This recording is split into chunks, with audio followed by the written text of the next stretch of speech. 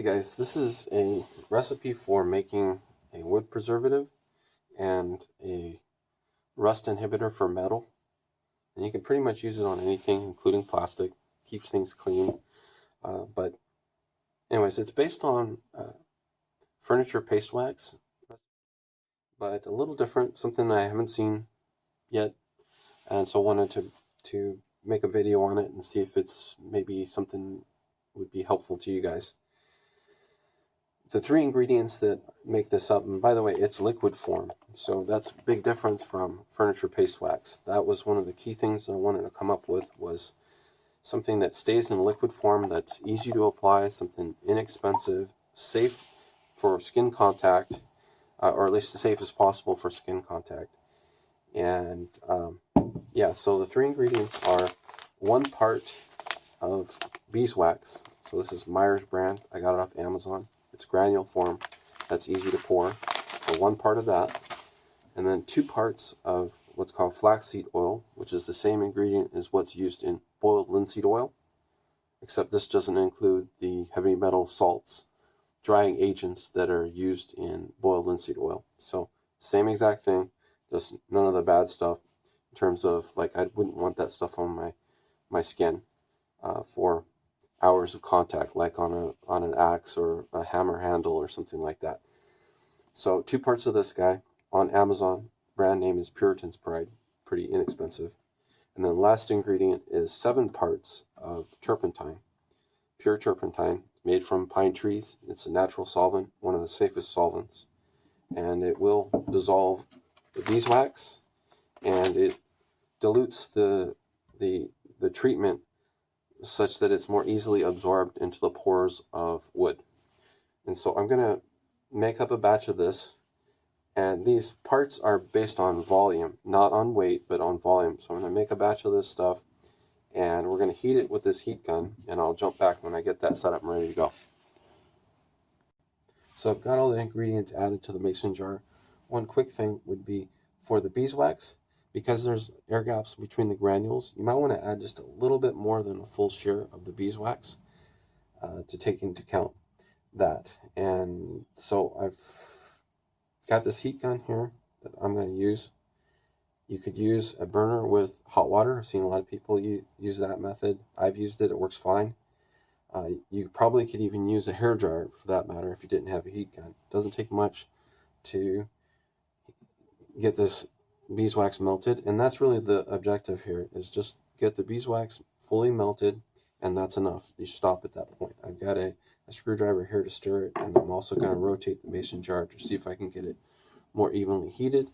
The heat gun, I keep it fair distance away so that it doesn't get too hot, and it works really good. One other quick thing is, normally I would do this outside because turpentine is flammable, but it's drizzly outside, so I'm going to do it in the shop. I've got a fire extinguisher, I've got a water hose, and I've never had a problem with turpentine catching on fire. You probably want to even wear safety glasses when you're doing this as well.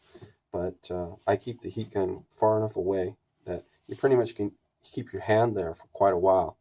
It doesn't take much heat to get this into solution. So I'm going to start it up, and we're going to melt that beeswax, and we'll jump back when that's done.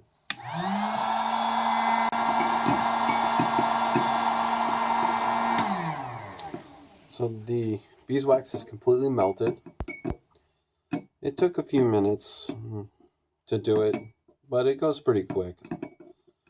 And once you're done melting that beeswax, then all you do is just you put your lid on the mason jar, and keep in mind this is going to be warm. It's not super hot, but it's going to be warm. You want to just give it one more shake. Make sure all that beeswax is mixed in there. And then what I do is I set it off to the side and let it air cool down. But what I will do periodically is just give it another shake every now and then, just to make sure that those beeswax particles stay in solution. You want them to stay in solution. You don't want to end up, you did it wrong if you end up with a bunch of beeswax down at the bottom. It should stay in solution. However, I will also say though that whenever you use it, like say it's cooled down, it's ready to use, always shake it up really good before you start to use it.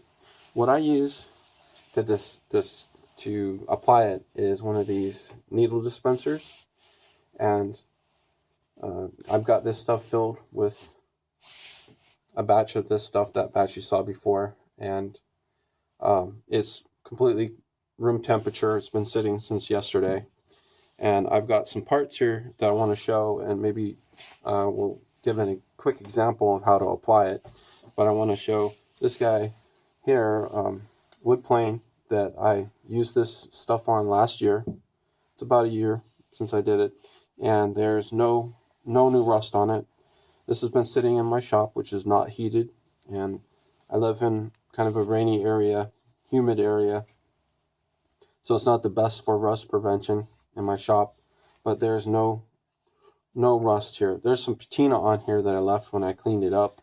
I didn't want to bring it down to complete metal, but I can feel that there's no new rust on this thing. So pretty impressed with it, how it works so far. This guy's also had it applied about a year ago, and there's also patina on this thing too, but it's got like almost like a smooth wax finish, like on a car paint job, so it's going to be waterproof as well, and there's just no rust whatsoever on this guy. It's been sitting for, like I said, about a year, and what I'm thinking is I'll do is take a more complicated tool, and just give a quick example of how to apply this stuff to that.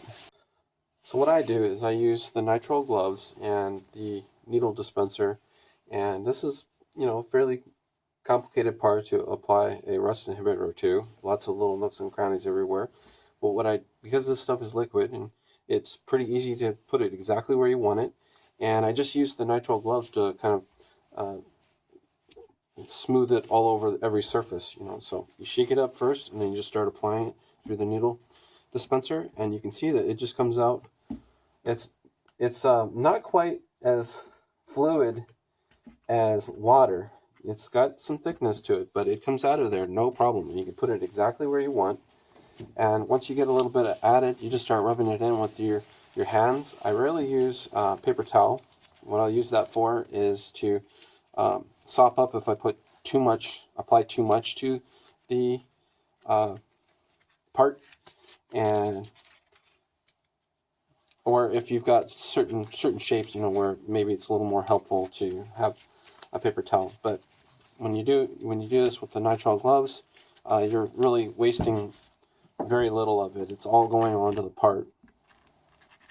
And you can kind of see, if you imagine how it would be to apply furniture paste wax to this, or any kind of paste, it would be pretty tough. Liquid makes it a lot easier. You get it into little tiny things. You can get it into the Phillips head screws there, and every little crack and crevice. I'm kind of going really quick with this. Might take just a little bit longer to do it if I wasn't on video, but I want to show just how easy it is to apply this.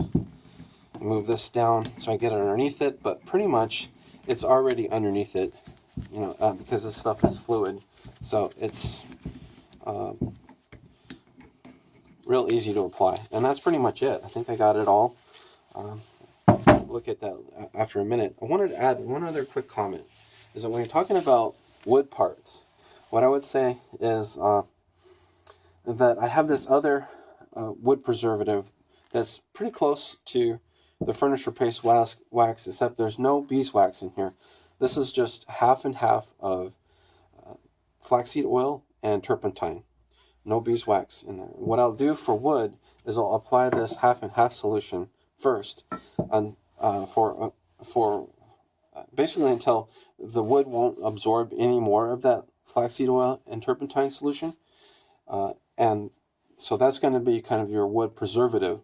And then after that's done, So after a few days of adding that to where it just won't take any more of the flaxseed oil, then I'll come back in with this beeswax solution, and I'll add that over the top, and that will give one outer layer of water protection to the wood. Of course, with the metal, you can just apply it, go straight to the beeswax solution.